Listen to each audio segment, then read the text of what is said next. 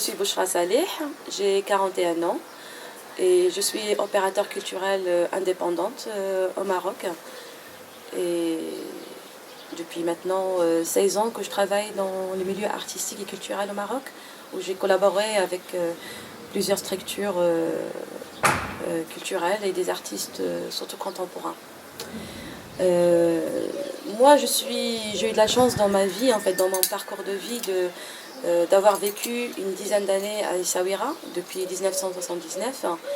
Et c'est cette ville-là qui m'a permis, en étant enfant d'abord, puis jeune, d'être en contact avec une scène culturelle qui n'était pas encore connue au Maroc, mais qui se passait en toute intimité.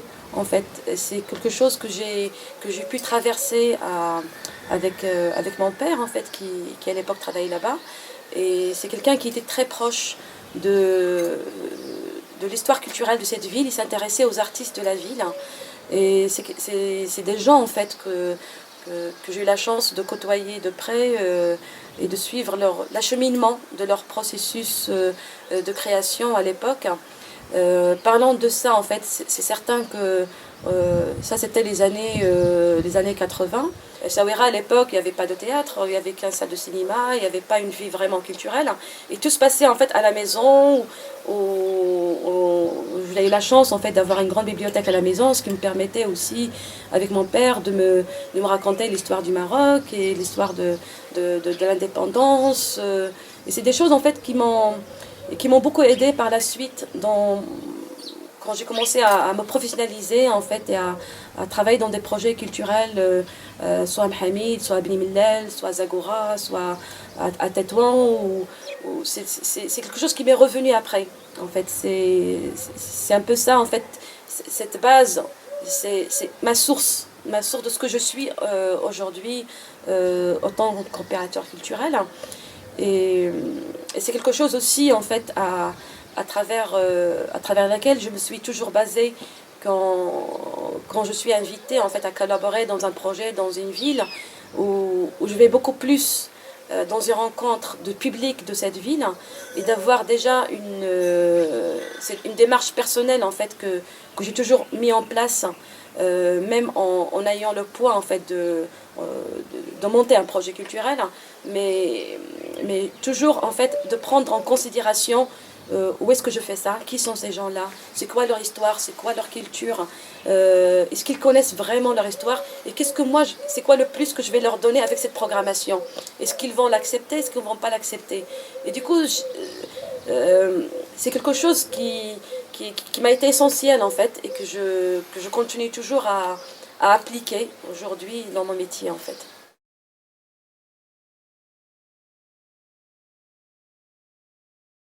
Mon parcours, en fait, je l'ai construit sur le terrain. Mon professionnalisme aussi, je l'ai construit dans le terrain. J'ai fait un bac sciences et économie, j'ai fait des études de commerce international à Casablanca. J'ai commencé à travailler, mais j'ai rien compris à Casablanca, ni en société à Casablanca. Et du coup, j'ai tout quitté et je suis partie joindre une compagnie de théâtre à Beni Mellal. Et puis, en fait, avec le metteur en scène, il m'a invité, en fait, de collaborer sur la campagne de théâtre. Parce qu'eux, ils se produisaient à l'époque au Maroc, un peu en France, en Tunisie. Et du coup, il m'a dit, pourquoi pas, en fait, tout ce que tu as appris en gestion d'entreprise, tu peux l'appliquer en gestion culturelle. Ça m'a beaucoup intéressée parce que c'est comme, en fait, je me suis retrouvée avec ma source de ce que j'ai vécu à Essaouira. Je dis, c'est là, en fait, c'est là où j'ai besoin encore plus de m'investir. Beni Mellal, c'est un terrain vierge, il n'y a rien. Il n'y avait que Dada Shabeb. Et avec le metteur en scène, on a commencé à mettre en place une semaine de films marocains, des rencontres de littérature. On a commencé à faire un festival international de théâtre. Et ça a été pendant 2 ans, où moi, en fait, en même temps, je m'étais placée à Casablanca, parce que tout est centré à l'époque ça, c'était les débuts des années 2000, où tout est concentré à Casablanca, et je regardais comment ces gens organisaient leur événement. Et du coup, pour moi, c'était ça, c'est comparer à chaque fois et que je mette la sauce de ce que j'ai comme capacité en gestion d'entreprise et l'appliquer en gestion culturelle. Parce qu'à ce moment-là, il n'y avait pas encore de formation en gestion au management culturel. Il n'y a pas d'histoire de curateur, de montage de projet et tout ça. Tout ça, c'était nouveau en fait. Ce n'est qu'en travaillant sur le terrain que j'ai pu développer toutes mes capacités en fait. C'est comme ça mon parcours, en travaillant avec des structures beaucoup plus développées, avec les instituts français, qui avaient aussi pour moi c'est un modèle en fait de travail. Et par la suite, j'ai eu la chance en fait de partir un peu en France, de faire des courts séjours de 1 semaine, de 10 jours dans des lieux culturels en fait, pour apprendre encore plus le métier. Mais tout en gardant en fait cet attachement ici au Maroc, parce que pour moi tout est encore possible, tout est encore à construire. Il y avait en fait toute une effervescence d'artistes dans tous les domaines, en fait, en musique, en art plastique, en théâtre. Il y avait toute une nouvelle génération qui était en train de se mettre en place et qui avait besoin d'un accompagnement.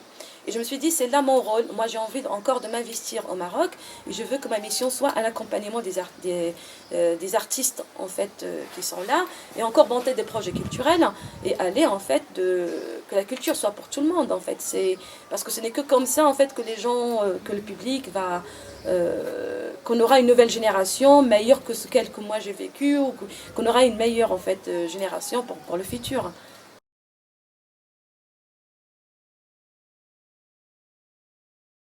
De 2000 jusqu'à aujourd'hui, c'est très intéressant ce qui se passe, mais ceci dit, qu'on a aussi une histoire qui a déjà commencé dans les années 60 et 70. C'est-à-dire tout ce qu'on dit aujourd'hui, c'est par rapport, pour moi c'est la meilleure des références, c'est ce qu'a vécu, en fait c'est la revue Souffle. Pour moi en fait, c'est cette revue-là, en fait, tous les discours qui a été dit à cette époque-là et à travers ces artistes-là, que ce soit... pour moi, c'est un modèle. C'est un modèle de collaboration qui n'existe pas encore aujourd'hui. Aujourd'hui, on travaille ensemble sans encore travailler ensemble. C'est-à-dire, on est dans des parallèles, on est sur des autoroutes, mais pas encore ensemble comme eux, ils l'ont été à cette époque-là, dans les années 60 et 70. Et pour eux, c'était un laboratoire. Pour moi, c'était un laboratoire de recherche. Parce qu'à l'époque, en fait, eux, les artistes peintres, ils étaient partis soit aux États-Unis, soit en France, en Italie, ont réussi à faire des études. Et ils sont rentrés au Maroc, où il n'y avait rien à cette époque-là. On venait à peine d'avoir de l'indépendance. Il y avait une histoire à écrire. Il y avait encore le poids du colonialisme, parce que c'est des gens aussi qui ont vécu le colonialisme. Et du coup, en fait, ce magazine-là, qui était un magazine de revendication, de l'histoire, de l'artiste, de l'écrivain, de comment il peut se positionner aujourd'hui et comment il peut être un artiste libre, tout être en réconciliation avec sa propre histoire, avec sa propre mémoire. C'est comme ça, en fait, que moi, je vois l'importance de la revue Souffle à ce moment-là.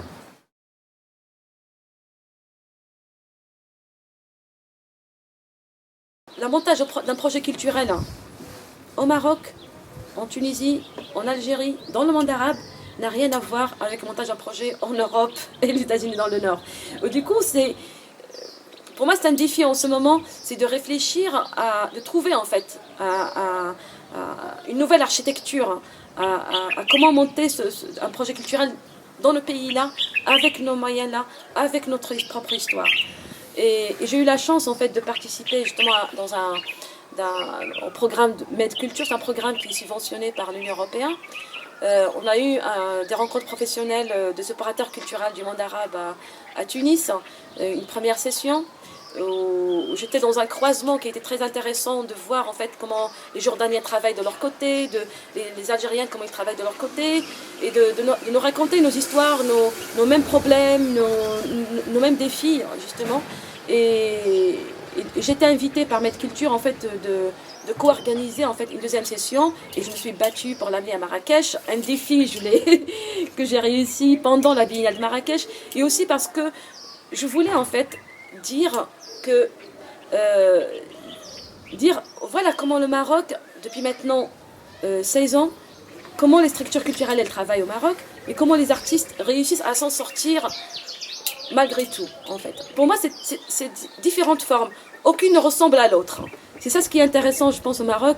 C'est-à-dire les structures culturelles à Rabat, elles sont différentes de Casa, elles sont différentes de Tétouan, de Tanger, mais qui restent toujours dans une très bonne énergie, en fait, qui chacune, en fait, chacune, en fait, qui se bat pour montrer le meilleur. Et ça, c'est pas du tout... c'est pas du marketing en fait, mais c'est chacune en fait, ce n'est que comme ça en fait qu'on peut réussir. C'est-à-dire que chacun il travaille de son côté, mais qu'à un moment donné on rassemble nos énergies, nos carnets d'adresses, nos financements et qu'on les partage pour un temps fort. C'est comme ça en fait que je vois en fait qu'aujourd'hui la scène culturelle au Maroc, ce n'est que comme ça qu'il peut encore continuer en fait.